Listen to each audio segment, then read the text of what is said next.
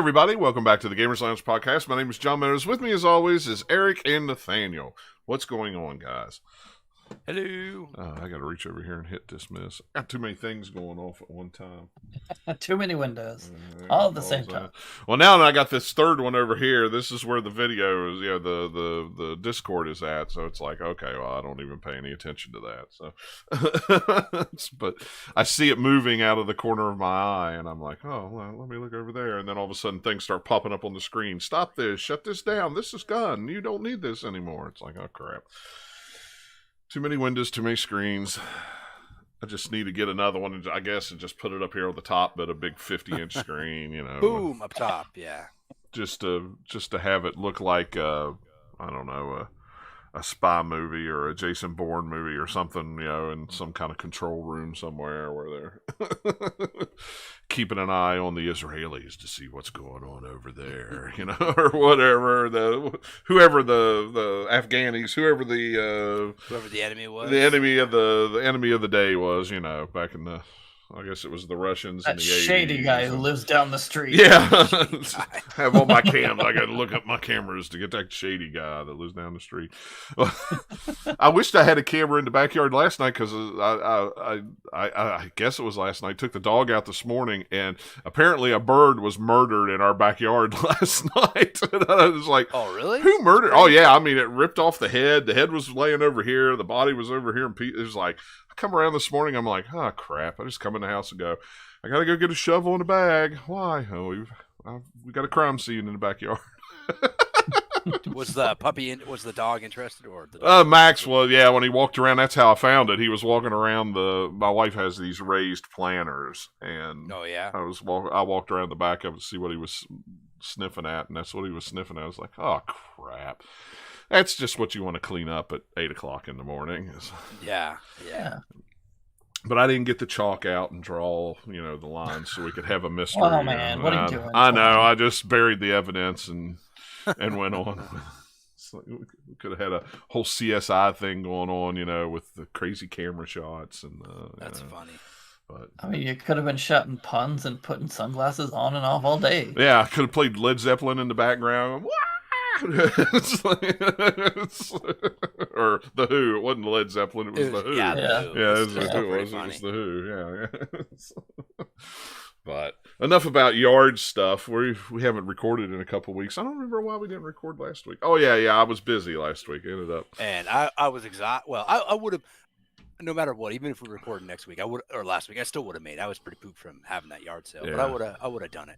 I was exhausted I'm still trying to clean up stuff at Mom's house, so I was up in the attic all day. I was up in the attic for a little while today, and I still got a little bit more to do Monday. I'm not going to do it tomorrow. We got to do a cookout here, so almost got everything done. But I did find a toy store in Columbus that'll buy everything, even the pieces. So it's time really? to just throw it. And you're selling? What are you selling? Remind me again. Oh, I got old toys from the 70s and 80s. These are all my toys up in the attic. So made out of metal and lead-based paint.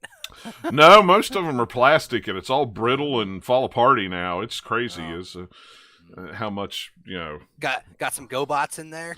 No GoBots. I had Transformers, G.I. Joe. You don't want to keep the Transformers. No, I don't have a room for any of that stuff to keep. No, I was gonna say, if you got a Starscream or something, Eric would like that for his shelf, maybe. No, I don't have Starscream.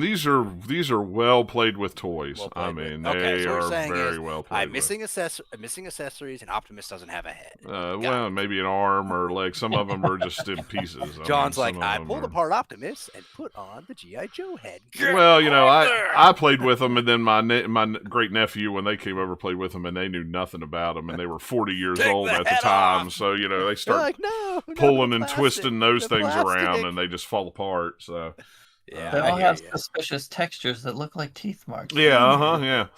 No, the Ninja Turtle arms don't come off and go back on. I got Turtles. I got He-Man. There's G.I. Joe. There's He-Man stuff. It's crazy. Like when we had a yard sale last year, my buddy had a bunch of He-Man stuff. He had the new stuff and the old stuff, and people wanted it all. Even the new stuff, like the re-release of like Castle Grayskull and the green colored or purple colored. Now they were like, "Oh yeah, I want it." It's like, Really? Whatever. All mine are original. I got Castle Grayskull. I got GI That's pretty Joes. I got the cool. Terrordrome with Nice. that big.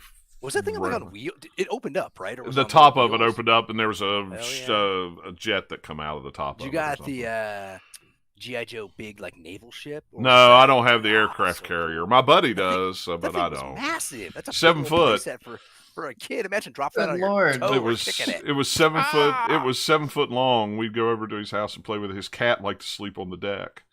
There was room I mean, enough.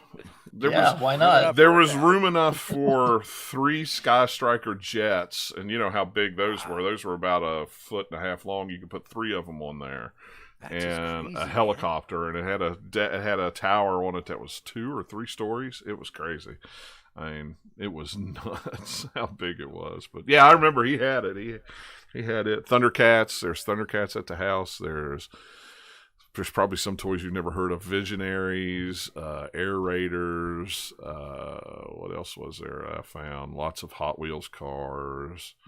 I'm trying to remember what else. Starcom, Mask. Hey, Mask. I know what Mask is. Stuff's cool. Yeah, I mean, if it was the quintessential 80s, that's, I had toys from it because, that is pretty neat. Star Wars. I have old Star Wars toys. So. Yeah. Board games. I got Torpedo Run. You ever seen that board game? Torpedo Run. I have not. It's the Floor Wars series. It's like a floor version of Battleship. You have a cruiser that's about this long. There's 5 holes in the side of it. Then you have a battleship. And then you have 3 little cruiser models, and you had a submarine with little chits in it that you shot at it, and you'd try to blow up the ship pieces and stuff. But it was a huge floor. It's probably 3 foot by 3 foot playing space that you'd have to fold out. Yeah, it was humongous. Wow. I don't know what. Yeah, like I said, I found a toy store in Columbus. They said, "Yeah, we'll probably take all of it." So I'm like, what? Even the brittle stuff. Yeah, I mean, I have Wizard and Toy Fair magazines from the 80s and 90s. They're even going to take them. I mean, I just get rid of. John's going to get some cash, and then he's going to buy something cool.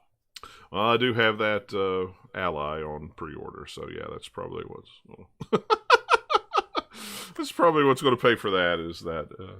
Rogue Ally. So, you decide you're going to take the plunge, huh? Yep, I think I am. I'm gonna keep your Steam Deck no matter what. Oh yeah, I'm keeping the Steam Deck. It's like I was telling Nathaniel before you got here before pre-show that my plan is I'm probably going to play a lot of Game Pass games on it and higher end 3D games and keep my Steam Deck for more of the 2D and stuff like that, because there's some games that just don't run on Steam Deck. So it'll be interesting to see what the emulation's like on that too. It should be excellent. Should be able to run anything on it since it's Windows based. I mean, I wouldn't see why it couldn't run 360 PlayStation 3 with no problems. Yeah, I was looking at stuff, and I was tempted by buying the analog Pocket or maybe the Duo, but I don't really have much of a interest in turbo stuff, so I got the PC Engine Mini. So games are too expensive. Turbo games are way too expensive. Most EverDrive. Most of the good ones. Yeah. For the Duo, just get an EverDrive. It's just not worth it to buy the super spendy games. Anyway, yeah.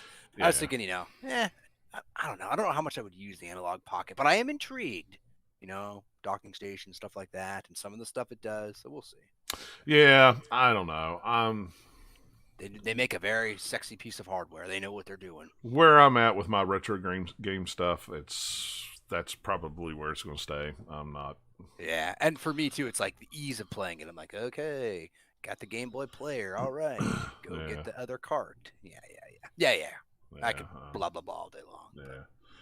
But, let's talk about what we've been playing. Other than, I'm going to save the Zelda game because I know Nathaniel's going to talk more about Tears of the Kingdom because he's played more of it than I have. So I think I've only played maybe an hour. I don't even think I'm out of the starting area yet or anywhere near to go out of the starting area. About the same time that Zelda came out, we got a review code for Star Trek Resurgence. That is the people who from Telltale that formed another company. I forget what Isn't what it they the call guy? themselves. I was gonna. Yeah, I thought. Isn't it? Didn't Skybound bought Telltale, right? Yeah. Yeah, but most of the people, everybody that's working on this game is the original. This is a company that the Telltale dude, CEO, got it. founded. Dramatic Labs, I think it's called, a Burner House LLC. So what's it like? How it's like a Telltale game. It's Star Trek. Yeah, Weird. it's Star Trek. What's cool about it is they don't use their old engine that they used on all the other Telltale games. It's Unreal. I mean, they couldn't use that anyway because they're a new company. I'm right? Sure, but yeah. Also, just don't use that. Yeah, just don't get away from use it anymore. Yeah. Oh yeah, it's dated. It has some problems. Yeah, it had problems from the start. They never solved them. There were always issues with those games. Yeah, and this one's Unreal. It's in Unreal. It looks really nice. The clips of like the trailer looked pretty nice. Yeah, I mean, it plays a lot like a Star Trek episode. I would dare say this is probably about the best Star Trek game I've ever played. Ooh. I mean, but there hasn't been really any great we don't get a lot of good Star Trek, in general, and then like a few of them are good, but a lot of them are just kind of like, oh yeah, they made that Star Trek game, and then like you don't get many like this either. A lot of them are kind of like the space combat I would say whatnot. The best ones are probably the VR one, the MMO, and then Elite Force, which is the FPS one. I forget who made it, but it was a good company that made Elite Force. That's a good game. That's playable. It was good, yeah.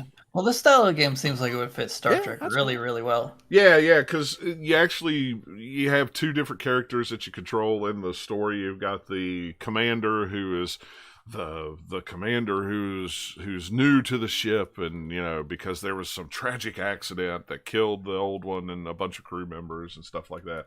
And then you've got you control one of the dudes. It's like kind of the lower level guys who works in engineering and stuff like that. So you kind of get two different versions of the story. Yeah, the janitor. Yeah. You're getting dumped to the hall. You're getting dumped out the. No. Okay, so we're not playing Space Quest, so it can't be the janitor. No, it's not the janitor, but yeah, but it's cool because you've got you do a little more in it than you do in a normal Telltale game. You actually pilot a shuttle to go from point A to point B. You actually, while you're going from point A to point B, walking around, you're actually shooting, things that you need to shoot to get them out of your way, and or whatever. I don't want to give too much away because I don't want to give the story away. But what era of Star Trek is this set in? This is set in after Next Generation. Okay. So kind of like Next Generation, Deep Space Nine era, just past that. Because well, I mean, it's not a spoiler, but because he's in the trailer, but Spock is still alive in it. So, so it's somewhere around, after Next Generation. Because I don't know when. I don't think they ever wrote him out. I don't ever remember him dying in it was in the Abrams movie, I think it was, wasn't it, or something. Yeah. I don't know. It gets all convoluted. It's like when Leonard Nimoy actually died, then they had to bother with trying to write the character out. Yeah. Because otherwise, why would you ever want to get rid of Spock? Yeah. Just leave it open-ended, right? And the voice actor that does Spock sounds almost exactly like Leonard Nimoy. I mean, there's a couple of times that, it kind of takes you out of it because he's... he has an inflection every once in a while, but most of the time it's like, oh yeah, that's Leonard Nimoy, and then he says like a word that, oh no, wait, that's not Leonard Nimoy, but it does sound a lot like Leonard Nimoy, and it's just cool because you've got, like I said, you're getting like two different sides of the story, and it's not in chapters. You get the whole game at one time, so it's not like every week or every month, you're getting another chapter and another chapter and another chapter. You get it all at one time. And I wish the Expanse game was doing that, but they're doing like episodes, but it's supposed to be 2 weeks in between each one. So yeah, I think it's only 4. I think they've said it's 4 for that one, but I don't know. We'll find out at the end of July when it comes out. Yeah, and I don't know how long it is. I've not finished it yet because it's probably around like 8 to 10 hours. That's usually how long they usually are. Let's see, how long to always 4 hours. It'll tell you. Yeah. 10 how hours. Long to beat.com. Looks like 10.5 hours from what the 5 people that have turned in. So somewhere around, I'd say probably around 7 to 10 hours of gameplay. So that's not bad. The thing is, it's on the Epic Store, so I have the Epic Store on my Steam Deck, but the game doesn't run real well on the Steam Deck. It runs okay on Steam Deck, so I've had to play it on the PC when I'm home, which I mean, it's not bad because playing it in 1440p and whatnot. My problem with the game is there's no graphic settings on it. So for playing it on the Steam Deck, I can't adjust it. I can't adjust the graphics. That sucks. Yeah, there's no. That's not great. No, all you can do is choose the resolution. That's all you can do. But I can't go, well, I want to bump the graphics down to low or medium so it'll run better on the Steam Deck. It's stuck on whatever it's stuck on, which I'm guessing is high. That's really, really weird for a PC game. Like, even if you have bare minimum, there's still usually a few options you can toggle around with. But... Yeah, there's nothing but brightness and resolution. That's about all you can toggle on it, which is unfortunate if you're wanting to play it like on the Steam Deck. I figure it'll probably run great on the Ally since it's a Windows machine. So and it can also pump a lot more power into it if you need to. Yeah, so power. It'll probably run a little better on that. But yeah, I haven't been able to write a review of it yet because I've been having to play it on the PC. So my PC time is always limited. So. But I mean, yeah, if you're a Star Trek fan, I say buy it. It's definitely worth a playthrough. It feels very Star Trek, which is cool. Nice. I like it. I like it a lot. Let me see, I don't even know how much it is. $40? Yeah, $40 is the base game. So, and I don't think they have anything, but you are limited if you want it on PC to the Epic Game Store. So if you're one of those that you don't like the Epic Game Store, then sorry. I don't particularly care for the Epic Game Store, but I've bought a few things on it. Yeah, so it's fine. I have enough launchers, who cares? Yeah. One more doesn't make any difference. Yeah, not make it break it. Right. Well, like I say, if you're one of those who are got a Steam Deck, because it is a perfect Steam Deck game, but man, it was falling down. It was having all kinds of weird frame rate issues. Like it would shoot up to 40, and then in cutscenes it would shoot down to like 10, and it was like then it would shoot up again. Now, but when I play it on regular PC, no hiccups whatsoever. Ran butter smooth. I didn't see any problems with it. So I don't judge it on Steam Deck performance because you can't. Yeah. Especially since it's on Epic Store, it's not officially on Steam Deck. So you got to kind of run in circles to get it to run. But I did get it to run on Steam Deck. So, but eventually it will come to Steam. I don't know what I'm guessing. I don't know if it's how long the exclusivity of it is. I'm sure it'll probably come to Steam Deck though. I think Epic might have had something to do with it, with them using Unreal. I don't know. There was something there that they got some funding from them for it or something. So, I mean, all the deals are different, but a lot of times it's like 1 year exclusivity or 6 months or whatever it may be. Yeah, and I know it's on Xbox and PlayStation. So if you're a console guy, that's where you want to play it at. But Zelda Tears of the Kingdom, I bought it. I put it in my new Zelda Switch. I turned it on.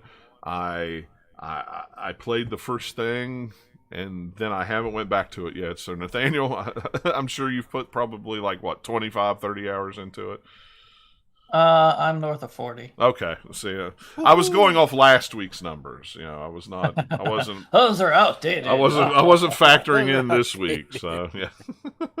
I think Dennis has even played it more than me. It's been a bit since I'm sure looked at his number on there, but it seems like almost all the time whenever I boot up, hey, someone's online. Is it? Oh, yep, it's Dennis, or it's my sister playing it, or whoever. But yeah. Tears of the Kingdom is really great. It's a lot of fun. It's fun just for the sandboxiness, so that you can see all the cruel things people do to Karoks online. So Yeah.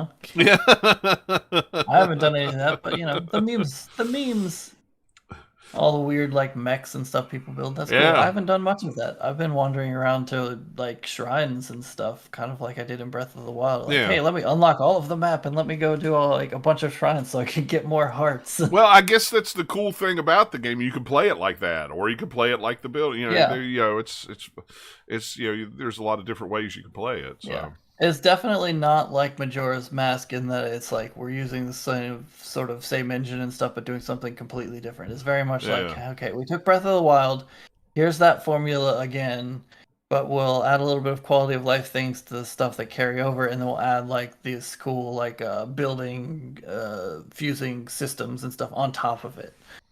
And then it's all kind of like, hey, how have these places changed since you went through there in Breath of the Wild? So like this village is, buried in sludge, and this one has like some ruins that fell on it and that kind of thing. Yeah. So it's still all about like run around and explore the map whichever way you want to do it. If you want to go after a bunch of shrines, you can. If you want to do side quests, you can. If you just want to mainline a bunch of the like main missions, you can do that. So it's very, very open-ended. It's similar to the first game. You start in like a tutorial area. You get your kind of powers that you'll have for the rest of the game, and then you like poof, go off into the main map. And all right, very similar start. And for I said it in our Discord chat, but after playing Jedi Survivor, and it starts you out with all your powers, all your health and everything like that. It drives me crazy on a role-playing game now when the first thing I do, I've got full hearts, I've got full power, and then all of a sudden it all gets erased and I got to start over again. I hate it. Then he yells, he's like, come on! They have to do that, John, because it would not work the other way. I know and it totally makes sense. Like, there's games that have put less effort into why you've lost your power, and you start, especially if you're familiar with Breath of the Wild, you can get built back up way quicker. I know, especially like the weapons. Like everyone's like, oh, the weapons break. Okay, here's what you do. You get on the tutorial island, and once you get the actual like fuse ability, you use it. Weapons don't break that often. Right. Yeah. Like they do break. But anytime you fused an item to it, even if it barely kind of upgrades the weapons last a lot longer. It's like an incentive. Hey, you should be like mushing things together, like do it all the time. And I don't mind the weapons break really quickly. I don't mind the weapons breaking. That doesn't bother me. But it's like, not only did I lose all my hearts, I lost my clothes, I lost everything. It was like, come on. It's like, you get clothes and you get that stuff back. At least not all of it. It depends on if you want something specific. It might take you a long time, but you get that stuff. If you want to, you can go through, because they have like a lot of shrines fairly close to the start, so you can go and do like several of them, and get some hearts back and stuff pretty quickly if you want. And then also just kind of like the enemies and stuff that you're fighting early on, they're not going to hurt you as much. No, if you go off and you say, like, oh hey, here's the big boss enemy. Let me go try and attack it with 4 hearts. You'll have a bad time. Oh boy! But that's your fault for going after that. Well, you have to go over there. So yeah, this is very much like, hey, we did this thing with Breath of the Wild that's really cool. How do we kind of improve on it? And they've done like a really good job of doing that stuff. So anything that was kind of like there from before, they've improved on it, and then they've added some new stuff on top of it. And it's just like, this game is a technical marvel in ways that you don't normally think of it. So like you don't ever think, oh, it's a technical marvel means like, oh yeah, it's got really good performance and like they've got all these like crazy graphics and stuff like that. But this is technical marvel in that there's so many systems that are like interacting with each other, and it all just works. Yeah. It's ridiculously crazy. Like you get your thing that you can like glue all this different pieces of things together and make contraptions. You can like attach a bunch of just things to different weapons or whatnot, and they've thought of all of like that thing. You can like have all the physics that are working, all this different stuff all together. You figure like it would explode and it would break, especially with how bad like all the ports or all the like just different new releases this year have been on technical levels, or they're just like they're so full of bugs and they don't perform well. And like Zelda performs pretty good. Like there's times where the frame rate drops. Yeah. And mostly it's when you're kind of like picking up stuff to glue it together and like moving it around, and that's partly I think because they throw some transparency on things, but there's nothing like terrible that's like unplayable. And you're probably playing it all docked, not handheld. Yeah, I'm playing it all docked. I haven't done a handheld yet. Because I did not like Breath of the Wild handheld. I played it a little bit that way, and it's just like it's a game where you're trying to be like looking at the vistas and this one's even more so because of the whole skydiving stuff that they've added. That's just like, I'll just play it on my big TV. Yeah, I get that, because it's not. I don't want to say it's rough. I mean, it's. it still looks good in handheld mode. But there's a couple times and a couple places it's just like, ugh. There's also just like, because of how complex the controls sort of get, or just like, complex is the wrong word, but just like involved, because you just have all these different things. And, you know, sometimes like hold a button and press another button. There's just a lot of different things that it's not as nice on the Joy-Cons as it is on the Pro controller. And see, I'm using it with the Pro controller, but in handheld with I got this cool grip thing that the screen sets. Yeah, that would work pretty well. Yeah, so it's just more like, don't use the Joy-Cons would be like less. It would be more annoying to play that way. That's how I played it the last time. General. Or that's how I played Breath of the Wild, was with the Joy-Cons, and it wasn't a great experience. I mean, it was fine, but not specific to Zelda by any means, but certainly you feel it very much in Zelda. For like, if you were trying to play on Joy-Cons, it would not be as fun. Yeah, absolutely. But yeah, you're pretty much just like, hey, here's the setup, here's the big bad. Hey, you could go there and kill him if you want to try, but you know, you can go to these like 4 places to go to these temples to get some help and that kind of thing. It's very similar, like high level structure to Breath of the Wild, but this time you have all the sky islands, and then you also have a whole level underneath that's like the chasms or whatever. And then like people have said that, oh, that's kind of like Dark Souls down there. I'm like, why? Because it's dark and, you know, creepy. Oh no, they're talking about Elden Ring, I would assume, where it's like, it was a surprise that Elden Ring had an underground area, and that's as far as it goes. It's just like, yo, there's an underground whole new map, cool. That's about as much similarity as there is to that.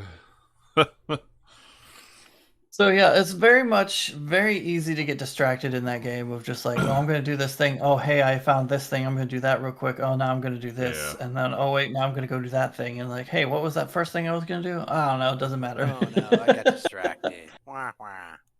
Yeah. And so there's all sorts of different, you know, things that you can collect to power up other things. And, you know, you can find all the different armor and all this stuff that is kind of from Breath of the Wild. It's just you're finding it in different places and sometimes different ways. Like the great fairies are in different places now, and you have to wake them up because they're all like locked down in their flowers. So there's a whole like side quest chain that you have to go find these musicians around different places of Hyrule so that they can serenade them, so that they're like, ooh, cool, I'll come out now. It's safe because people are playing music. Oh, you're playing music? Okay, all right, I'll come out now, sure. Yeah, like, oh, I love the sound of that violin. That was great.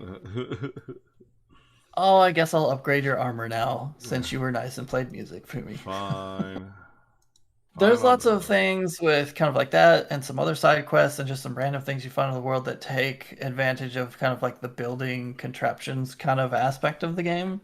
Where it's a lot of like, hey, I need to get from here to there. Can you help me out? Like, oh, I'm stuck in a hole. Can you get me out of this hole? Like, my cart crashed. I need you to fix it. You know, like all these little things that they throw in there that's really fun.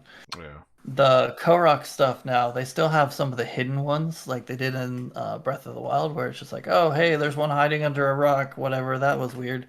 But then they have some ones where there's like one that's got like a giant backpack that's like 4 times as big as him lying on the ground. It's like, I need to get to my friend and I can't move. Can you help me get there? He's over there. Look at that smoke over there. He's putting up a signal, and then you have to like figure out how to get him there.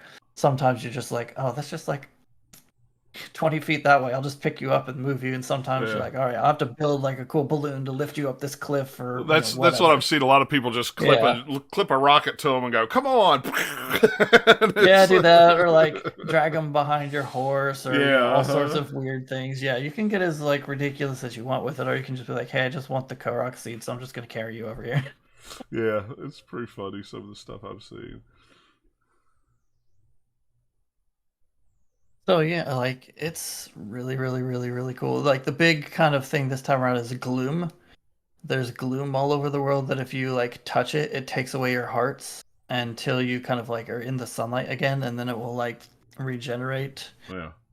Or at least regenerate the container. You still have to heal yourself.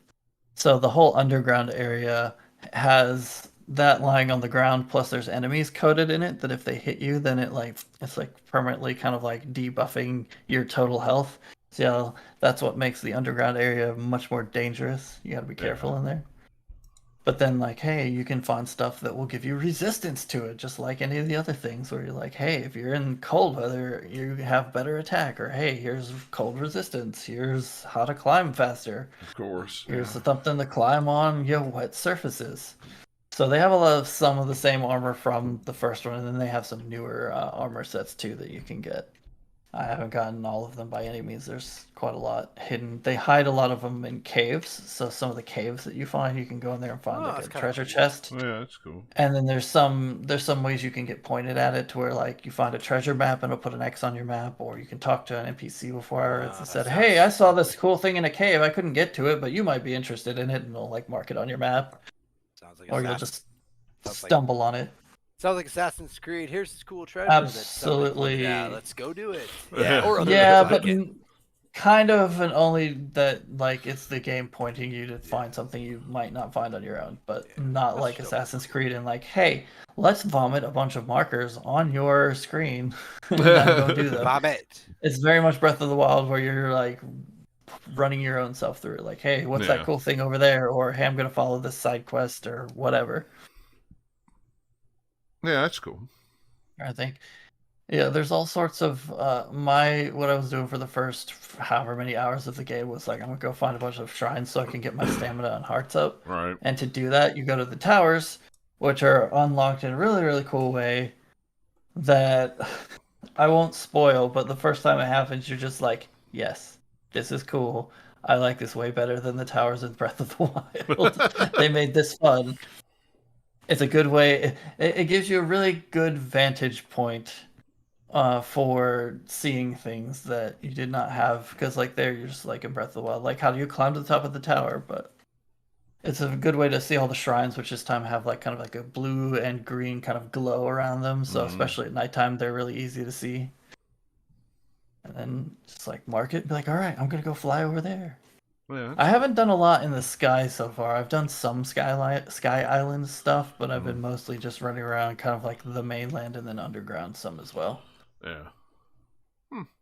Yeah, I've been meaning to play it more, but when Star Trek came out, it was like, okay, I need to play that because they sent the review code and it was like, oh yeah, the Zelda come out too. That's probably why there's not a lot of reviews out for Star Trek yet. Everybody's playing Zelda. I mean, for pretty much anything, Zelda takes up a lot of space. Yeah. I would say like tip for playing the game is like get in the start and then you're going through kind of like the tutorial island stuff and go through all that so you get all your powers and get off of there, and then once you get to like the main Hyrule, keep following the main quest for like I think it's 2 or 3 different sections. It doesn't take that long to do, but wait until you get your actual like paraglider again before you start running off, because otherwise you're gonna be traversal is gonna suck. Yeah, I imagine. I can see that. It's like gliding around everywhere is fun and it gets you places better. Yeah, it's funny how that works. So yeah, it's like kind of once you get to that point, you can like keep following the main quest if you want, or you can go do off whatever. But that once you get the kind of like glider again, that's kind of like, all right, you're fully equipped, go. Yeah. Like technically, you could have gone any other direction before then, but just don't. You'll have a much slower time, just like hoofing it by foot. Yeah, that's cool. Yeah, it's it's the most highly rated game like ever. I mean, for a reason. You know, I don't know how this game won't win Game of the Year. If it doesn't, it'll win shocked. plenty of them. Yeah, I mean, it's like Breath of the Wild, which everybody really seemed to like that one a lot, and it just somehow manages to recapture the magic of it a bit by doing some of the same things and then some new things in a nice mix, and it actually works. Unlike a lot of the other games that have come out that are the big releases this year, where they might be good, but they are marred by bugs or just a bad PC port or just all platforms. It doesn't perform well, any of that, so it kind of like puts a damper on it, whereas this one's come out and it's just been like, hey, everybody look at all the weird things we can do to Koroks and the cool mechs we can build. Yeah, I mean, it's all focused on that versus like, oh man, I can't run this game because it crashes on me, or whatever. Yeah. So. Yeah, it's good. That's real good. Like another game that came out this past week that everybody's been dunking on, and I've been laughing because it's great. Which Which game was the that? Gollum game, aka the worst reviewed game of the year. Yeah, the Gollum game. It's like those when the trailers don't even look good, and you're just like, even the best version of this idea is not a great idea, and then it comes out, and apparently it's like almost the worst version of that idea. You're just like, yeah, no. Well, it was so bad, apparently I didn't even remember it. I mean, and I remember seeing reviews of it, and it just went in one ear and out the other, and I went, meh. It's too bad. Yeah. It was like, I love Lord of the Rings, but I was never interested in that game. And then it coming out to being even worse than I even expected it to be. I'm just like, I made the right choice to ignore it. Yeah, and that's a shame because the company that made it they're usually known for good, cool. They're kind of niche games, but I mean, they've put out some good stuff, decent stuff. It seems like they were forced. It feels like, now who knows whether this is true or not, but just looking at kind of like reviews of how the game turned out, it looks like, hey, this is a bunch of people that were forced to do something that was like too big for what they could pull off in whatever time and budget they were given, and then also they're just like, maybe their hearts weren't in it, so they just kind of like did something, or whether that's true or not, who knows, but that's certainly how the game looks. It looks like nobody cared about that game when they were making it. It looks so bad. Yeah, it's a shame. So what else you been playing? Yeah, before Zelda came out, I booted up Last of Us Part 1 again, after they've patched it a few times, and that game runs pretty well now. Like, good. Sure, it's not too bad. I'm not too far into it. I'm trying to remember where I left off. So I'm still in Boston somewhere, so it's like still early in the game. Yeah. So, yeah. But yeah, it runs pretty good. It looks really great on PC. It's a really cool kind of like rebooted version of that. So if you like The Last of Us, you can play it on PC now. At least it worked for me. So well, good. I mean, that's an important thing. Still waiting on Jedi Survivor. I keep looking every time I put a patch out and see what people think of it, and it's just like, yeah, no, I'll keep waiting. I got Zelda for however long I need to play Zelda. So unless you want to buy it on like Xbox or something like that. If you want to buy it on PC, keep waiting. So at this point, I'm being stubborn because I want it on PC. I got so it for PS5, so I got to fire it up. But I'm a little wary. I got to the point where the last update they did, I can't boot the game again on Steam Deck, so I quit. I just uninstalled it and said the heck with it. So I was gonna say something funny. It made the lightsaber turn into a baseball bat, and all you can do is run backwards. Well, the first the patch before, 2 patches before, they made it wouldn't boot up, and then it finally worked, and it worked pretty well. And then they did a 5th patch or whatever, and then it broke it again on Steam Deck, and it wouldn't work again. And what was bad is to even get it to boot up. The way the settings work, whatever system you played it on last is the settings that save. So if I played it on my PC last, it's on extreme graphics, 1440p. Then I booted up on my Steam Deck, and those are the graphics it's set at. So I could change everything, but I couldn't change the resolution because for some reason the A button wouldn't work to confirm that the A button worked on every other thing, but the confirmation to change the resolution. So what I had to do was I had to come down here to the computer, boot it up, put it to the native resolution of the Steam Deck, then save it, and then boot it up on the Steam Deck, and it was in that resolution. That's really, really stupid. There is absolutely no reason that like game settings should be on the cloud, like because like you're going to be playing it on another system and all of those scenarios, so it would always be some different setting unless you're like, hey, I've got this computer, right, and then this other room I have a computer that's exactly the same. Yeah, like.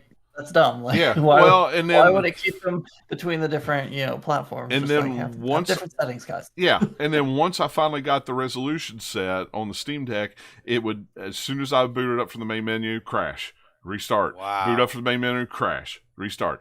Boot up from the main menu, crash, restart. And finally, I said, you know what? I'm tired of it. I just erased the whole game off the Steam Deck and said, "Come see me in 6 months when you got it working right." I mean, it's or I'll just have to play it on the PC when I'm home, and I'm never home, so it's like All right, and it doesn't even boot up everybody on their preliminary their reviews on the Ally. They've tried to boot it up. It won't even boot up on the Ally. It immediately crashes. Yucky. Yeah. So, until they get done patching it on PC, I guess, and then maybe they'll try to optimize it for some of these handhelds. I don't know. I mean, the Fallen Order runs perfectly on the Steam Deck. I mean, it runs great. So I mean, it's an older game. Yeah, for sure. It's an older game too. But I know they've had an older game that has been patched a lot. Yeah, so I'm just waiting for a few more patches to be able to play it on a handheld again, and that's a shame because I love that game and it is fun as crap to play. I just don't have time to play when I lock to a console or a PC. So. Yeah, I just figure I'll be playing Zelda for however long, and then by the time we get into kind of like June or July or something, maybe I'll see where they're at, but I can wait. Yeah. At this point, it's kind of like I waited this long, I'll just wait a little bit longer for that game. Well, and Diablo 4 comes out here in a couple weeks, and it runs perfectly on Steam Deck, so it's like, you know what? Hey, all right, fine. Yeah, well, 4 is a live service game, so I don't care. Yeah, I'll buy it and play it. I'm looking forward to seeing what Final Fantasy 16 is like because I'm interested in that game. But it'll probably depend on kind of like what reviews are if I decide to get it right away or not. I mean, from the previews and things of people who've been playing it and like kind of preview events lately, so I've heard like a couple podcasts and other things people talking about it. Sounds like it's going to turn out pretty well, but who knows? It's not going to have a day one patch on PlayStation, because they have said that the game is in a perfect state and there should be no issues when it comes out. They've already said. Well, I mean, like their goal, which is good, is to have it be like playable, like really good on the disc and not need a day one patch. That doesn't mean that you can't also, do that, but as long as like that version would work, that's great. Right. It's a good goal to have. That doesn't mean you achieve it. We'll see. Yeah, that's what somebody posted that, and my response to him was, a lot of other devs don't even try that goal. They're just like, we'll just rely on a day one patch and not care, right? That's a bold statement. Let's see how it plays out. That's all I can say is when it comes out, let me know. At this rate, if they can pull it off, then it's game of the year. Yeah, if they can pull it off, then I'm shocked by anything Square Enix has done in the past 10 years. If they can pull it off. Because it's Square Enix, but I'm sure it won't sell enough anyway, so they won't care. Yeah, I'm sure they'll be mad. It didn't sell 3 million copies, only 2. We made $4 billion off of Final Fantasy 16, but we thought we would make 10 billion. Yeah, so exactly. It wasn't a success. Like, that's Square Enix. Yep, it's Square Enix. So that's my guess. I'll wait and see. So I don't know if you could. Can you hear the vacuum cleaner being run on the floor upstairs? Because holy Friday, it sounds like a chainsaw. A little bit. It's all good. Okay. It's a chainsaw from Resident Evil. All right. I can talk about the other game I've been playing. Yeah. Go ahead. Played maybe a dozen hours or so of Dragon Age Inquisition because I was in the mood for a Dragon Age game. I was like, well, I'll play that one because I have played Origins and Dragon Age 2 a bit more recently than I had Inquisition because I've only played that at release. I never played it afterwards. Like for a second time, like I have the other games. So I booted up and played. That game is like both like really, really good and also like has some aspects that seem like really like dated. Even though it's not, I mean, it is an old bit, getting to be a bit of an older game, but it's not super, super old, but it feels that way just in kind of the way some of the game systems work. But it still looks really nice, especially with like a couple of mods that I put on it. But yeah, that game has all of the annoyances of Frostbite Engine, aka you'll trip over every single tiny piece of thing on the ground and get stuck on it. I think that is I think that is the first, or at least one of the first games that were single player, whatever, that were not a shooter that was forced to use Frostbite, and they made it work. But boy, you can tell. Yeah. It looks really nice. That game though is very much. Replaying the first however much of it makes me think, Mass Effect Andromeda was very much just like, hey, you know what we did with Dragon Age Inquisition? Let's do that in space. Like those games are so much the same, it's ridiculous. Like with game systems on like, there's a whole kind of like armor and weapon crafting system in Dragon Age Inquisition that they have almost the same type of thing in Mass Effect Andromeda. the whole setup for like you're a person who becomes the leader of this organization that is trying to establish kind of a base and then grow it. Kind of like the contexts are a little bit different between the games, but like the protagonist is and kind of what you're pursuing is very similar. Just like all these little details of it is like, yeah, you just like took a little outline formula of what you did with Dragon Age Inquisition and just like transferred it over to space for Andromeda. It's just a lot of the even a lot of the systems have some similar stuff. So you have basically an XP bar for the Inquisition, which is similar to in Andromeda, where you have like a XP bar for the Andromeda Initiative, I believe is what they call it in that game. So like your organization gets XP points, and then when you level up, you get like perks for that and different things. You have timed mission thingies. So you have basically like your map, and you're like, oh, yeah, let's send some agents to go do this thing, and it will take 20 real-time minutes for it to happen. Both games have that. Like, yeah, they definitely were like, okay, we have kind of like this big open world kind of formula thing where we can do this, and you have like different maps and stuff.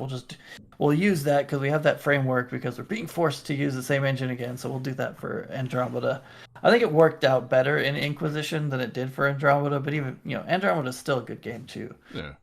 Like, it launched in a rough state, but once they patched out the weird animation issues, it's still like pretty decent. There's some stuff in there that you're just like, yeah, it got bloated. Same with Inquisition. Like, remember from playing it originally, it's bloated. There's a bunch of extra just stuff thrown in there to make it big because they wanted big. Right. So I'm hoping that like when we get to the next Dragon Age Dreadwolf, when we finally see that like they will have gone away from that. We'll see. Who knows what they've been mandated to do 15 different times over the however long they've been making that game too. You never know. But hopefully they're like, go back to when you were doing more focused things like you had for like the original Mass Effect trilogy and for kind of like the first couple Dragon Ages or Dragon Age 2, even though that one had its problems because they rushed that one out because of the success of the first one. Right. It still is a lot more focused than what Inquisition is. And then like they went on and did Anthem, which is also its own big thing. So like all these things, like learn your lessons, and now let's go back to doing kind of the stuff that like you were successful with in the past. That's what I hope. We'll see. Yeah. I saw you were playing Inquisition, and I was like, man, I'd really like to go back and play that game because I don't think I ever finished it. I enjoyed what I played of it, but I don't think I ever finished it. Yeah, I finished it, but then I never went back, and I haven't played the DLC, which is supposedly, I think, supposed to be pretty good for it. So I've got the Game of the Year edition or whatever on Steam at this point. So yeah. Maybe I'll play it long enough to get to the DLC. Who knows? We'll see. It's a very big game. It's on Game Pass too, I think. So, but I have the. It's like it might be part of like the Game Pass Ultimate as part of like EA Play. Yeah, I think it's on EA Play. But I mean, I have the. Oh, it definitely is because it's an EA game. Yeah, I have the original release, but I think it's on there too. At least I think I have the original. See, now I don't remember. I'm pretty sure I do because I played it, so I know I've got it. I mean, somewhere, I've got it somewhere on some system. I don't know. Yeah, but I like the combat system. So they've gone more and more action over the kind of 3 Dragon Age games, more actiony as they went. But there's still you can still pause it if you want, so you can kind of play it the way you want. It's just not quite as tactical, but. It's really, really fun, especially I'm playing a rogue, so you get to do all the cool teleporting powers that I get. So it's like, hey, hit a button and teleport behind someone and stab them, or do all these other crazy things. Or like throw a giant smoke bomb and go invisible. And then like the mages in that game are also pretty fun because they're basically just like doing pew pew, kind of almost like laser guns for a lot of the spells, except it's just you're swinging a staff to do it, but they're very much throwing random stuff, which is a little bit different in feel than kind of like especially Origins was very different as far as how the mages felt. But yeah, I think that's kind of what I've been playing. I think I've only ever dabbled in that series, but I would like it. I like that sort of like actiony RPG sort of thing. And it got good reviews. I just probably was busy with other things, but like you said, it's on Game Pass. Yeah, Origin is very much like, hey, we don't have the D&D license anymore. Let's do a Baldur's Gate game that's not actually D&D. Yeah. It feels very much similar to that style of game. Like, it has its differences, but That's very much like party-based thing where that actually matters in the first game. And then in Dragon Age 2, it's a lot more like, hey, we had success with Mass Effect, so we're going to bring over like the dialogue wheel for Mass Effect and some other little bits and pieces. And then Inquisition was just like, hey, we need to do giant open world maps and things that you can explore, even if like half of it's empty. But no, it's cool. Yeah.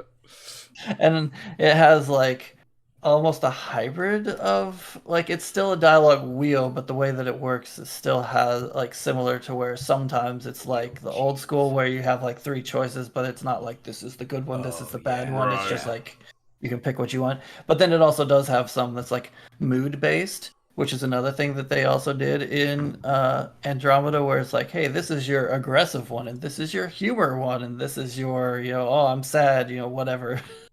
So you can pick kind of like the personality of what kind of responses you're choosing, but it's not kind of like the original Mass Effect games where it's like, hey, this is your Paragon and your Renegade, your blue and your red. It's not quite that. It's a little more nuance in there, but it's still a dialogue wheel. Whereas like Dragon Age Origins was very much like, here's 6 or 7 just like text prompts and your character's not voiced. You just click it and then that's like you're talking very much like older Western RPGs of a similar nature. Yeah. So yeah, like unlike the Mass Effect games, like Mass Effect also had kind of its a little bit of changes and evolution as it went, but the third game is not as far from the first game as I would say Inquisition is from Origins, as far as just like it changed a lot more between each game. And they're also not connected as much as the Mass Effect games because you're not playing the same character in each one. Like they do have connections for sure, but it's not quite as tied together as the Mass Effect games were. Yeah, but they do reference stuff. It's like, hey, remember that hero Ferelden from the first game? We'll call him the hero Ferelden because we don't know what name you typed in.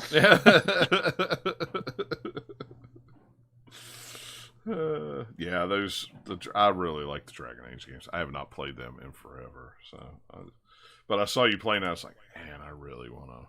Yeah, there's like a Let's Player I watch who's been doing Dragon Age 2, and so I was like kind of getting in Dragon Age mood from that. But I was like, I don't want to play 2. I want to play Inquisition, so I've booted it up. And then I'll be more familiar with at least the beginning part of the game for when he finally eventually gets there. It's like, oh yeah, I remember that because I just played it. Yeah, there you go. All right, Eric, so what have you been playing? What have I been playing? I've been apologizing for yawning. Been a long week. Let's see. Still working through Halo Infinite with a buddy. I think we're like 20 hours in. It's Halo, great for co-op. I've had no problems on my PC, but I think on his Xbox it crashed at least twice, like black screened. So he had to back out, restart. Then he hosts, so I had to join and stuff. It's good. Crossplay works great. Runs like a champ. It's Halo. You shoot stuff, unlock stuff, and shoot more stuff. And then I yell at my friend because he's bad at FPS games. I'm like, come on, we gotta work the damage down on this boss. And he's like, I want to drive. I'm like, no, let me drive. Yeah, it's fun. It's all the good co-op banter you get, and he's a good guy. It's good to play with him. Yeah. Also, so him and I were talking back and forth. We're looking for another co-op game. We got Tiny Tina's. We played a little bit of that. It's Borderlands in a fantasy setting. We beat Sniper Elite, the most recent one on Xbox. Right. We have Gotham Knights, which I made him get because I think Best Buy had it for like $25 one time. I'm like, do it. Get it for PS5. We'll play. He's like, okay. Did they fix that three-person co-op, or is it still only 2? Do you know anybody? All right. No idea. Oh no, I can't remember. I was trying to think, but I don't remember. Let you know. I'm gonna make him play. I get to play Red Hood. There we go. I claim him already. Or Nightwing. Not Red Hood. Anyway, so Dead Island 2. He's been talking about it. I've been talking about it. On the Kegcast, they're talking it up pretty good. I like Dead Island 2 a lot. I like that series a lot. I said, screw it. I did pretty good at my yard sale last week. I'm gonna buy it. So I bought it. Last night, played for 5 hours. I don't know. It doesn't take itself seriously. That's the first thing, just like the first game. Okay. Yeah. So like Dying Light, it's technical. Like you're climbing stuff. You're adding mods to weapons. You don't have guns. You got to use bow, crossbow, bombs, stuff. It's easy to get surrounded. Dead Island's all about like having fun. Sure, you can get surrounded, but here's a shotgun. So and the characters are like, they're dumb, over the top. There is some crafting, kind of like RPG stuff that kind of like had the carryover for like kind of like the first game, but it's been like 12 years since it. I didn't even know this was in like development hell for a very long time, and I didn't think it was going to come out, but it's good. It's about 16 hours longer if it's the co-op works pretty good. Well, we haven't tried it yet, but all the reviews I read, it looks like it's going to work pretty well. It's easy to join. Doesn't take itself seriously. Dying Light, I got a little bit burnt out at the end. I went crazy. I did all the Easter eggs for Dying Light, got all the special weapons. By the end, I was kind of like, I think I'm going to enjoy some co-op with this. So we'll see. It's, the combat's good. You can just bash the crap out of stuff. Environment, I had forgotten how big the series is on like environmental damage. Like, okay, you want to drop a generator on somebody. You want to make this bit of acid, burst into flame and, use it on the zombies and stuff. So it's pretty cool. I got to say like that. It runs pretty well. Boots up pretty quick. Graphics look good.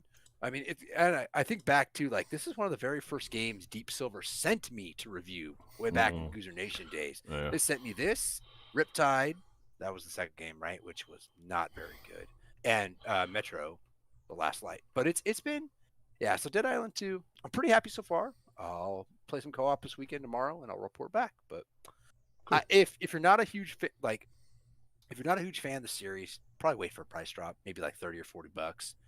But I would say that it's probably in the same sort of genre of zombie game. Well, let's see. Well, Back 4 Blood, Left 4 Dead. That's sort of like squad-based zombie games. State of Decay, someplace in the middle, because you got a lot of like building and stuff in that. I like State of Decay, and this is kind of like falls in the FPS RPG zombie genre. So that's if you like that sort of thing with your zombies and hitting them in the head with hammers, jump kicking them in the face. Yeah, see, I'm not a big fan of zombie games, but I thought State of Decay was pretty fun, especially when we played together. We liked it. State of Decay 2 when we played co-op. It was really fun. It was fun. So, and I always like it with a little twist. I mean, if Dying Light's twist is the nighttime stuff and the parkour and climbing, this twist is just the twist for Dead Island 2 is just dumb humor, just dumb, stupid zombie smashing. Yeah, and the limited assistance you get from like NPCs is fine. It's not like Back 4 Blood where the NPCs, you're a party by yourself and you got 3 other NPCs and they're super dumb and can't do anything.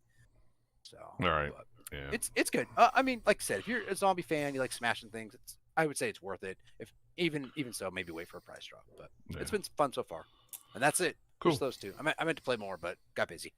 Oh yeah, I understand.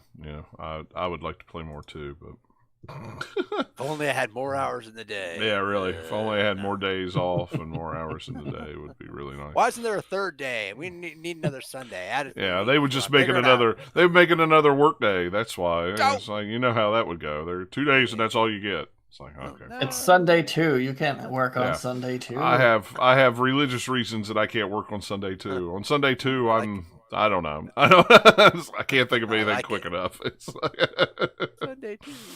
Let's get into some news. We got the PlayStation Showcase to talk about that they had. Just real quick, the ABK, the Activision deal was approved by the EU, so that really just leaves the United States, the FTC, and the UK with their lawsuits and blockages and stuff like that. So who knows when this madness is going to end? I mean, based on their reaction to this thing by the EU, the UK, I don't think is budging anytime soon. It doesn't seem like it. I actually saw an interview the other day with Nadella from Microsoft, and they asked him, "Would you just stop selling Microsoft products in the UK if this happened?"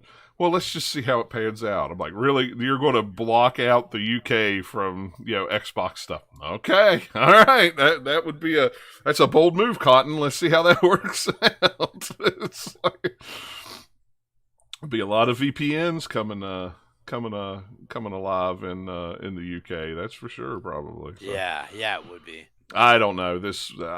I'm so tired of seeing it in the news just every day. Something. It's just like, good gosh. Then just stop looking for it. Just like put it don't. In your filter, because I'm gonna have enough, to. You just get used to it and just like filter it out. Yeah, I'm gonna have to put it in a filter, because it's just like, it's getting to the point where it's just like, oh my gosh. You don't even have to do like a real actual filter. You just like, your brain filters it out. It's just like you glaze over it because you've seen it so often. Just like, I know what that is. Yeah. So PlayStation Showcase was the 24th, which was a couple days ago.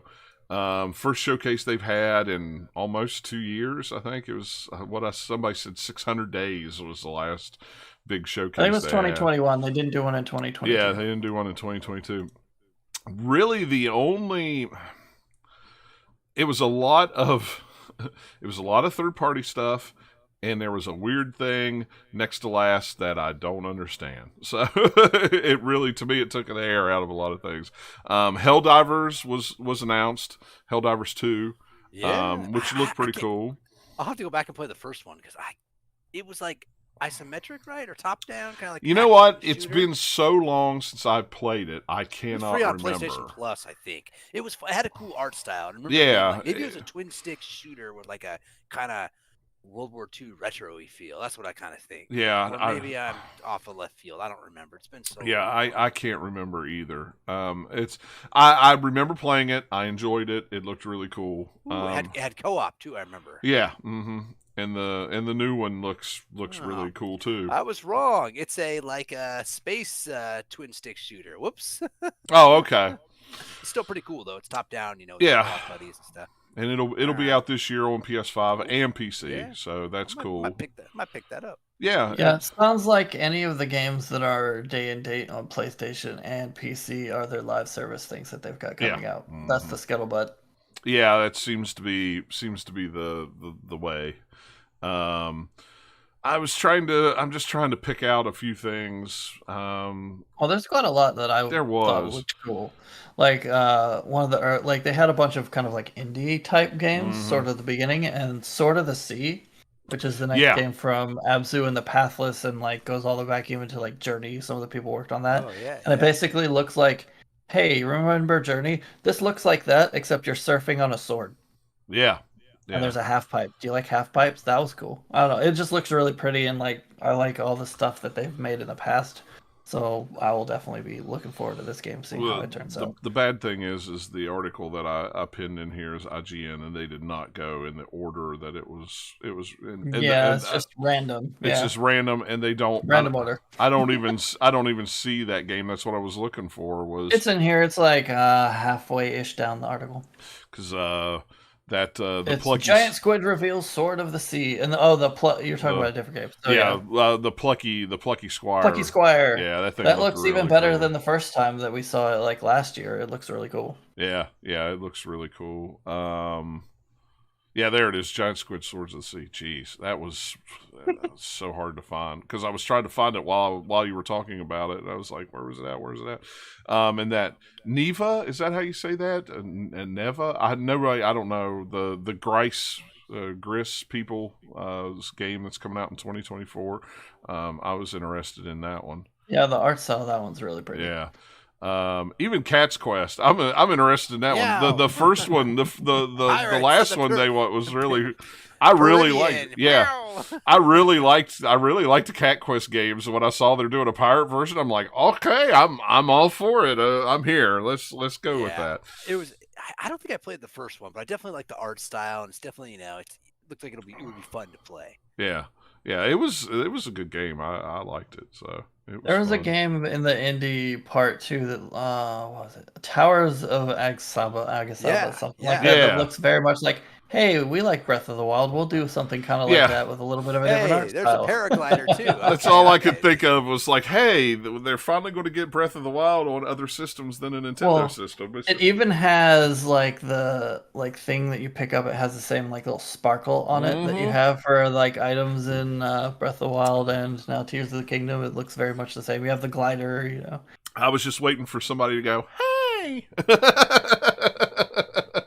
It does look like it has a little bit more of a couple other influences, because it looks almost like, hey, what if we did Breath of the Wild, but it looks almost like a Xenoblade game, like environment-wise? That's kind of the vibes I was getting. Yeah, that's a good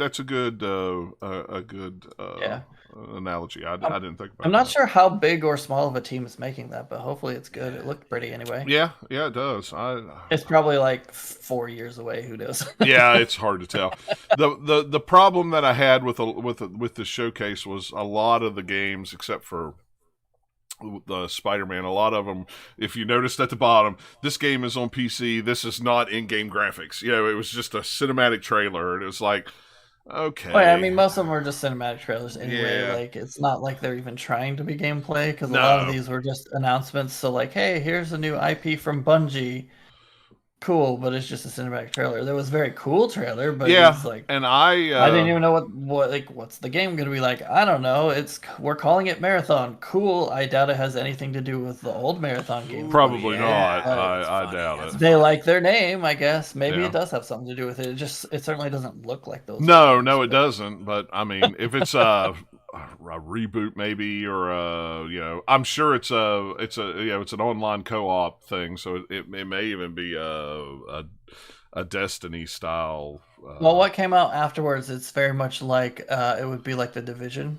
Like the whatever zone, I forget, in the Division, where it's like Dark Zone. Have to like extraction stuff. So it's like that, and some other games that have done similar Dark Zone kind of mechanics. Like that, and so it's very much an extraction co-op shooter, I think was what I heard described, something like that. But it's far away because it's just a pretty CG trailer. Like, I may have to get the Destiny band back together to play that one. We played the Division and stuff too, and we liked the Division. So, but all those guys have kids now, so I don't know. Yeah, I don't know if they're going to have time to play that kind of stuff. John will be like, "Come on, 10 p.m. Like, I'm already asleep." Yeah. No, so you just need to wait long enough for their kids to be old enough to play. And then I just play with the kids. Yeah, that's the way to do it. Alan Wake 2 coming in October. That's when you want Alan Wake 2. You want it in October. Digital only. Yeah, it's digital only, but I don't know if you guys saw or not. But I follow THQ on Twitter. They actually offered to the Alan Wake folk that they would publish the game physically if they wanted to do that, and they would help cover the cost for it. So there's a chance that there might be a physical version of it. That might depend on their deal with Epic. I was thinking limited run. That's the thing too. It may a lot. I don't. Epic helped fund that game, so yeah, who knows how that would go. Yeah. But that looked really cool. Did you guys see Sam Lake in there? The main dude from Remedy. He's like his likeness is one of the FBI agents. Like, I saw that, I was like, yes, I know that guy. Yeah, that game looked really, really good. And I really liked Alan Wake, and for somebody that's not really into horror games, it was like, I really... Well, this one is even more of a horror game than the first Alan Wake. Yeah, I know. That's what that's like survival horror. Yeah, so it looked really cool. That's what I say. I'm not much into the horror games, so this one, normally I would be like, but with it being Alan Wake, it's like, okay, I might actually I may have to play this one because it looks really cool. The new Assassin's Creed game looks really cool. Looks a lot like the oldest. To me, it's more like old Assassin's Creed. So I'm not convinced. You know why? It looks exactly like a Brotherhood trailer or something, like Out of Time. Well, yeah. So I felt like I was being pandered to. It's like, hey, here's the same exact kind of like assassination jump leap thing that you've seen in a bajillion of these trailers. Here's the same like blending into the crowd thing. Here's this and that, and like it just happens to be like, hey, it looks like the the early games that are set in kind of like Middle East, so it has that feel, right? So it felt very. It could be good. The trailer didn't sell me. It felt a lot like Assassin's Creed 2, and I really liked Assassin's Creed 2, so it's probably. Oh, really? I mean, look-wise, they're definitely going for the first game. Yeah, so I'm... And then, was it the third or fourth? No. It was one of the spin-off games that they also was set in kind of like a Middle Eastern kind of... Yeah, let's see. Thing that was like... It was after 2 came out, and after Brotherhood. Was it the 2D platformer one? No. It was still an actual game, but it was one that was like Brotherhood that had a different name. It wasn't a numbered one. Rogue? Now I'm forgetting. No, I'm forgetting because it also had it had somebody else, but it also had Ezio as an old man in it. Yeah, Revelations. Yes. Revelations. That was it. Yeah. I was forgetting the name. It came with Assassin's Creed 2 for free as well. I think it was. It came with another Assassin's Creed game on the disc. Tell you. I don't know. Yeah, that was an interesting one. I only played a little bit of it. I played all the Ezio ones, and I love those. I've played every single mainline Assassin's Creed game except for Unity. Dedication. And I think that's it. I've played all of them. Unity was actually really good, and I technically own it because I think you had it for free on PC at some point. I never installed it. Yeah, it's actually pretty good. It's especially after all the patches and stuff that they did to it. It ran after it ran a lot lot better. When it first another game with freakish animation. Yeah, it had a lot of launch that was broken, and then it really fix was. It later. But that's all anyone remembers because it was memed to death. Yeah, it was. Dragon Dogma 2 was announced. A lot of people were excited about that, and Talos Principle is another 2 as well. Yeah, I was surprised. I was like, "Ooh, I like the first one. Hopefully, the puzzles are good in the second one." Yeah. Fair Game. That game looked like a weird cross between Payday and it looked like Payday is what I was thinking. And I like a good heist game. I like heist games, so I mean, if it's a cool co-op heist game, I don't care. Yeah, I mean, it's yet another live service, and if it's at this point, if it says it's a live service game, I just immediately tune out because I've tried enough of them to be I don't care about them as much. Not like maybe once it actually gets here and it comes out hey, you can play the single player part of it for a while and be done with it, then that's worth doing. Cool, but at this point, I'm just whatever. Get ready. It's far away anyway because it's just it's a nice CG trailer. Get ready. Sony is going to start cranking those out. They are going to crank there's a ton of them out. 4 or 5 of the trailers in this whole at least 4 were kind of like that. Yeah, and two of them were from Sony. So I mean, and for a company who came out and said we're not going to make a bunch of live service games. Boy, they've got a lot of live service games set up. As soon as they bought Bungie, they said literally that's what they're going to do. Yeah. I think it's just they know all of the single player kind of big blockbuster games that they've been making their name on for the last however many years are difficult to make and slow time in between, so you can only pump out so many of those. Yeah. Or if you can get some live service ones out, and if 1 or 2 of them stick, then you have that money coming in all the time. Well, and speaking of that, I mean, it's looking like this year is only going to be Spider-Man from Sony. Yeah. I mean, as far as on PlayStation 5, they really didn't show a whole lot of other games coming out this year. That was the only game that they really showed. They've also got Final Fantasy. This is technically not Sony, but it might as well be. Yeah, at this point, I mean. It's coming out on PC, whenever they eventually put it out. But for now, it's PlayStation exclusive. So it's technically Square Enix, but everybody thinks of Final Fantasy pretty much as a Sony property at this point. Yeah. It's funny how that swung. You used to think of Final Fantasy as a Nintendo property for the longest time. Well, I mean, that was forever ago. Yeah. At this point. I mean, all the way up to the GameCube, and then it swung over to PlayStation. And never left. Speaking of Square Enix, Splatoon is coming from Square. I mean, no, I'm sorry. It's a game called Foam Masters that looks exactly like Splatoon. I thought that's the side of Square Enix that's always funny because they've always put out a few of these rip-off games. It's hey, maybe we can get one of these for a while, and they don't think they ever work out. It doesn't matter. That thing, it's like I said in our Discord chat. Oh, look, Square Enix is making Splatoon, and it didn't make $45 million in the first 3 days, so it's a failure, and we're pulling the plug on it. So that's exactly what's going to happen to it. Phantom Blade Zero was another one that they showed as kind of a cool hack and slash I hope RPG. It's as cool as it looks. Yeah, I hope so too. Now, is that a PlayStation? Is that a Sony made? That's not a Sony made game, is it? I don't know. I haven't looked into it more than just seeing the. I haven't either. See, I'm going to have to look and see because I'm not sure if that's a. That's what's hard when you watch the only. I see that doesn't even help me. It's Cruel Man Studios is who's making it. I just pulled up their website here. Boy, their website has some awesome art on there if you really want to. But it doesn't even say if it's if it's a Sony exclusive or if it's just anyway. Yeah, that's what's hard when you watch, Sony or Xbox specific showcases. A lot of the times they don't put, if it's multi-platform in there. So you just gotta wait till after it, and then the other side will like tweet out like, "Hey, all these games coming to our platform too." Boy, yeah, Microsoft did that, didn't they? It was like it was funny watching to it because I didn't get to watch it live. I was out working. Yeah. So I would check Twitter every once in a while, and it was funny to see Xbox live tweeting along while the show was going on. Oh, this game looks great. Oh, by the way, it's on Xbox. Oh, this game looks awesome. By the way, it's on Xbox.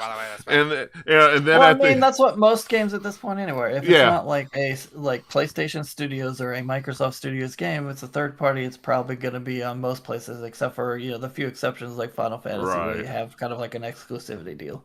Yeah, I mean, it was It's funny. Always been that way too. It's not anything new. Yeah, well, and they announced, of course, they announced Metal Gear Solid Delta, I think is what they're calling it. Even though Metal Gear Solid Triangle Delta Snake Eater remake. Blah, we're removing Hideo Kojima's name from it, and he has no involvement, and therefore no one gives a crap. Especially like the trailer was so dumb. Yeah, I didn't it was. Like the trailer. It was a dumb trailer. I was like, what is this? Like, all these things are getting eaten by other things, so I thought it was some like weird creature evolution game or something, and then it was just like, nope, here you go. Now you recognize it at the end. It felt like they're trying to be like one of those big moment trailers to where like, oh, cool surprise, but it's just like, okay, sure. Yeah. And the fact the fact that it's Konami and some unknown whoever's making it is just like, I have no faith that that's going to be good, because when was the last time Konami made a good game, or even a game in general that wasn't some mobile or pachinko random thing that they're just trying to make money on? It's just like, okay, cool. Like, Konami has long since stopped being a video game company. Why should I care or think that you're actually going to be able to pull it off? And then plus, a CG trailer like this means it's not coming soon. Right. Yeah, even though they're all the outlets are saying fall, I don't buy it. I don't believe it. Fall this year? Yep. No. Mm-hmm. There's no way. Maybe the collections that was also sort of like barely like winked at during there, because they're doing kind of like the and that's what I was going to say. Things, they're doing those are more just a port, and that's like still a lot of work, but not the same as a full-on remake. Yeah, so who knows? And if it's called the the Metal Gear Solid Master Collection Volume 1. So that means volumes are we getting? I don't know. And that's know why it's called Volume 1? What it should be called is Volume. If you buy enough of these, we will go ahead and make Volume 2. Yeah, and I'm hoping like Volume 2 has Sorry, I'm laughing because I'm thinking about like, if you buy enough. Well, Volume 1 is 1, 2, and 3. Is that what was in it? Yes, 1, 2, and 3 is in Volume 1. What I'm hoping is if it sells good enough, in Volume 2 they'll have Metal Gear Solid 4. That's one of the only Metal Gear Solid games that is still locked to the PlayStation 3. You cannot play that anywhere else but PlayStation 3. I could see like Peace Walker and 4. Yeah, and the ones from the PSP and those those are all locked. And I'm hoping that they have a collection like that. The one from 3DS. Oh yeah. Oh Lord. Yeah. Oh yeah. But I definitely would like to see the ones that are locked to PSP and the PlayStation 3, especially 4. 4 was really good. It's just a shame that you can't play it anywhere else but a PlayStation 3. So you have to, if you want to play it, you have to drag out the PlayStation 3, and it's like why that game was never ported to PC. I'll never know. But all I can think about is the first time I played that game. Because it's a PlayStation 3. Old? Yeah. Well, and I don't necessarily. You know why? It's because it's PlayStation 3, and they probably took all sorts of just crazy stuff from the cell processor, and which makes it hard to port, would be my guess. And therefore, they just haven't done it because it'd be really expensive to do. I'm guessing so. So I hope that it sells well. I'll buy the collections. I won't buy them on PlayStation. I'll buy them on PC or Xbox or something. But I'm hoping that they at least have some. But there's absolutely no way that it is coming out this year. No. Because otherwise they would have shown actual like gameplay and stuff and made a much bigger splash than just like, here's a CG trailer. Because like, it's Metal Gear, you would want to do that. So if it's coming out in several months from now, then you would show it off. somehow, if some weird, crazy way it is coming out in several months from now, it's not going to be good. So if it somehow has a release date this fall, I'll be like, nope, that's not going to be good. No, come on. Well, and that was what was funny was a lot of the PlayStation fans were kind of disappointed with it because there were so many third party games and stuff like that. They were hoping for a real, since it's been so long since their last showcase, they were hoping for a real. We're getting this first party game, this first party game, this first party game, and the rumor that I read online, and it's hilarious to me. They were like, "Oh, they have all these first party games. They just decided they weren't going to show them." Why? Why wouldn't you show them? This is the kickoff to the big summer games E3, E3 thing. Why wouldn't you show them now? That's part of just like, that's a victim of everybody hyping up things. Exactly. And like just being like, hey, surely they're going to do this. And really like Sony's seeing it more of like, we'll call it a showcase just because it's longer than what we typically do with the State of Plays. But it's really just kind of similar to what they've been doing in State of Plays. It really was. More of it at once. And I think they've got all these first party things that they're surely working on, but none of them are close enough that they want to show them. Yeah, I think. Well, speaking of first party, PlayStation announced a dedicated game streaming device, which is essentially a DualShock controller cut in half with a 8-inch LCD screen in the middle of it that you can only use remote play. And it's Wi-Fi, so you have to be on Wi-Fi to do it, and you have to have your games downloaded to your PlayStation 5 and stream them that way. Who wants this? Who wants this? I could do this on my phone. Very few people. It's like, hey, I don't have a great phone, so I would buy this device because other people are using my TV to watch things or whatever, but I want to play my PlayStation. Maybe. That's about the only scenario, and it's still silly. Yeah. It better be $150. It better be at least $150 because a DualShock 3 controller or a DualShock 4 controller like, is $80 70 or whatever. $80. Yeah. So it's got all the things that the DualShock has in it, which is awesome. That is great to have the haptic feedback, the adaptive triggers, everything in a handheld. Super cool. But I'm not playing off the cloud. Onto it and all that. I would say 150 is probably the lowest that they would sell. Yeah, I would hope so because it's probably. I would expect probably 200 though for the low end of what I would think Sony would charge for it. 250. I'm thinking 250. No, I'm just saying for low end of what I would expect Sony to actually charge for it would be 200 would be my minimum. I don't think they would actually sell it at 150, even though that would be more of a price of what you would think. Oh, this is what it's worth. What I would pay for it. But yeah, like, come on, look at all the stuff that they sell. They're not going to sell it cheaply. No, and I don't know. Plus, it's something that I doubt they expect to sell that many of. Like, they'll sell plenty of them for whatever goal they have. They're going to set it at, like, okay, if we can sell this many, we'll be fine. They're not going to do, like, main console hardware and take it at, like, a huge, huge loss. They're going to sell it so they can try and make a profit on it.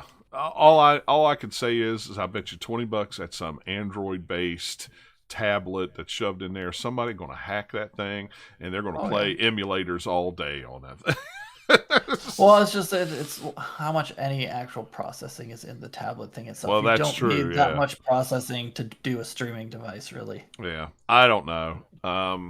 And that thing and having it at the end of the show like that kind of took the air out of the room for a few minutes. Then the earbuds, okay, great. You have the earbuds, wonderful, super. Yeah, that makes way more sense than the other thing does because you could see a lot of people was like, oh, I want a nice pair of earbuds, and I'll just get the PlayStation ones because whatever, Especially if you have the VR. I mean, okay, I can get little earbuds and put in my ear. You got the VR too, and I mean they had some VR games, which is great. I mean, it's apparently been selling pretty decent. I mean, that one VR game that I don't remember the name of it though was basically Solid Snake and Naomi Hunter because of the David Hayter and Jennifer Hale were the voice actors in it. Oh, let me roll down here and see. I don't remember the name of it off the top of my head now. But when I was kind of half paying attention to it because it was like, oh, we're in VR games. I'll Arizona Sunshine 2, the zombie game. Okay. No, it's not the zombie game. It's the one that's more like kind of sci-fi. Crossfire, Sierra Squadron, Synapses. I don't remember. Beat Saber and Resident Evil 4, Firewalker. It's not Beat Saber. Beat Saber is the Skyrim of VR games. It will just continue to be re-released forever. No, I was just kidding. Oh man, this IGN article is really hard to cut. I know because they make everything so big. it was just one I could find, and it was quick. So,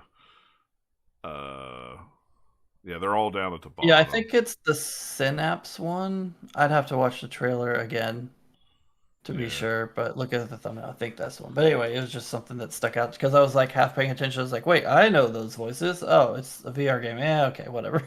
Yeah, all right, fine. But yeah, I mean, other than Spider-Man, and Spider-Man looks pretty cool.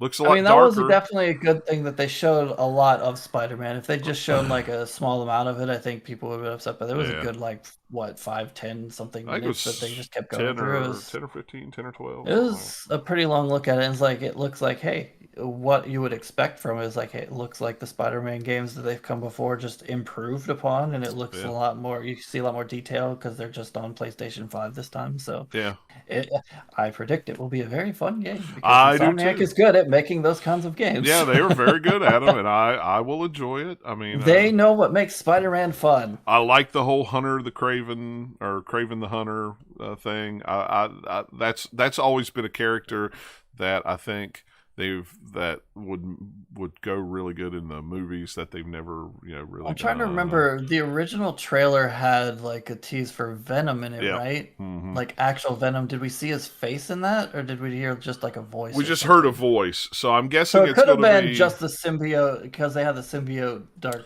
Peter Parker suit, whatever. Well, and maybe actual Venom won't be in it, or maybe he'll be in like half the game or something. Maybe. Right? I mean, you could tell, if at all. You can tell from the gameplay that the symbiote like in the comic books, has really got a hold of Peter. He's kind of going a little. Yeah. You could tell when he swung in and he caught that kid at the end, or not the end, but when something was blowing up or whatever, he caught that kid. He didn't set him down real easy. He just kind of went boom and threw him. It's like, okay. And immediately when he threw him, I went, yep, that symbiote's getting a hold of him good. But that does give me more hope for the game, because knowing it was going to be Spider-Man, like 2 of them, is like Miles does have his own differences for sure, but putting Peter in the symbiote suit means there's gonna be more gameplay and field differences between the two, and it gives some cool like ways they could take the story. So yeah, I think that'll be fun. At some point he's going to turn bad, because that's the way it did in the book. Oh no, so. Spider-Man has to chase down bad Spider-Man. That's never ever happened in a Spider-Man comic before. Never. But anything else that tickled your fancy before we move on? I think we've covered pretty much everything. I mean, that was about it. It was a decent showcase. I mean, it was pretty good. It's just it didn't have like the big wow, holy crap moments, which like are the things from Showcase that everybody talks about. Right. Which is funny because it's like most of them are kind of like this Sony one, where there's just solid. Here's a lot of stuff that's coming to ours, whether it's coming to other places or not. Too, we just have like the deal to show it off at our conference and. Cool, and that's but most of them are. It's just you have the very few every once in a while. We're like, hey, we have Keanu Reeves come out, and that's going to get memed forever. Or hey, we have this big game reveal that nobody knew about. They happen sometimes, but not as often as everybody hopes they do. Right. Well, and the other thing that I linked in the show notes was the schedule of everything coming out, or all the shows this summer. So they're all nice in one place. There's Day of Devs in June 8th. Summer Game Fest is June 8th. There's a Wholesome Direct on the 10th. I'm not going through all of them. The Xbox Showcase is the 11th. Starfield Showcase is that same day. And then the PC Showcase is later that day. So the 11th, mark the 11th. June 11th is your big day of everything. What day is that? It's very similar to kind of like I think that Sunday. On Sunday. Yeah, it's a Sunday. Good. It's very similar to what would happen if we had an E3 where all these different conferences are within a bit of each other, and then you have a bunch of the smaller ones slotted in. Yeah. So around them. If you're wanting a schedule, there's a link in our show notes. That I'm looking forward to Summer Game Fest. We'll see. That one was decent last year. So Jeff Keighley always likes to do a show that's like it'll be decent. Hopefully, we'll see. But like the Xbox one, because I want to see what are they going to even show us at this point. Right. Hopefully, it's a bunch of stuff coming soon. And then I want to see the Devolver one because it's always insane. Yeah, the Devolver one's always good. So yeah, the Devolver. It's like it's insane, and then there's a few like trailers for games that'll be fun, kind of like Cult of the Lamb last time around, and some other stuff. It's like, hey, these will probably be fun games to play, but also just the showcase itself is like, we're just gonna be bug nuts crazy, and it's gonna be fun. Yeah, it always is. It's always worth tuning in for. That's always one I will go out of my way to watch live if I can, as long as it's on the day that I'm not working in some store somewhere or something. So yeah. So all right, cool. Well, does anybody got anything else? If not, that's going to be about it. So all right. Well, got a lot to look forward to in the next month of games that we're going to be playing in the next few years. I never like to say anymore, we're going to have a lot of games to look forward to this year when we see all the opening stuff, because some of it will be this year. I know Forza's still planning on coming out, Starfield's still planning on coming out, Spider-Man's still planning on coming out, but it seems I've got several things that I'm looking forward to at this point, even in the fall, of like Spider-Man for sure. Got Baldur's Gate 3 a little bit before that goes to full release. We've got like Alan Wake 2 now has a date. Yeah. And then there's like a couple like The Expanse. I'm definitely looking forward to that one in July. There's some indie things that are coming out that I'm looking forward to. So there's still definitely plenty to play. Is The Expanse actually going to like be on Steam or something like that, or is it locked? I believe I can't remember. I have to look. I think it's on both Steam and Epic, but I could be wrong. But they're doing basically this similar to where they're doing episodes, but it's not like old school where it was months in between. It's supposed to be a couple weeks. So I could see that being delayed, because who knows how they've developed this. But yeah, I don't know. I really like The Expanse, so I think. No, it is. It's Epic Games exclusive on PC.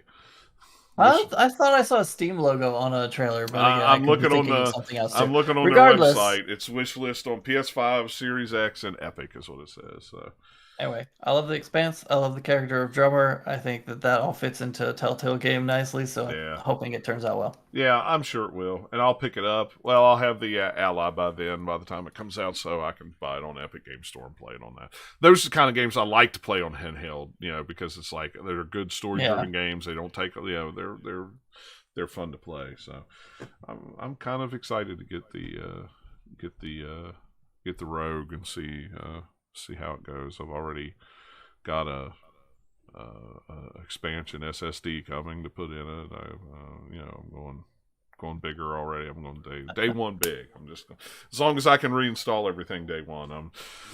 But while it's cheap, because Eric, you picked up one of the 1 terabyte SSDs, didn't you? Yep. They're still on. There it is. Yep. They're still on sale, so I picked up another one for the Halo when it comes out. So cool. Yeah, I'll get mine installed this weekend or next week, whenever I have time. No rush. It'll take you 10 minutes. I mean, literally. You won't break anything. Just unplug the battery. That's all you. And take your memory card out before you take the back off that thing, so you don't break your memory card. Which reminds me, I need to send those backs to you. So no rush. Yeah, so that's a good time to do it. Yeah, so you can take it apart and then you've already got it all. And that dock too, right? Yeah. I was telling about that to my buddy. He's like, "Oh, they make one." I was like, "Yeah, we'll bring it over." They make a crap ton of them. There are so many of them out there. Jeez Louise.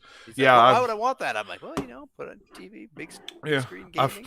I forgot, because it's underneath all the clean sheets piled up here on my thing, so I've forgotten, and my clean dog beds and the sheets that are all piled up here, because when somebody does laundry, they just throw it on my couch that I like to sit on when I play video games.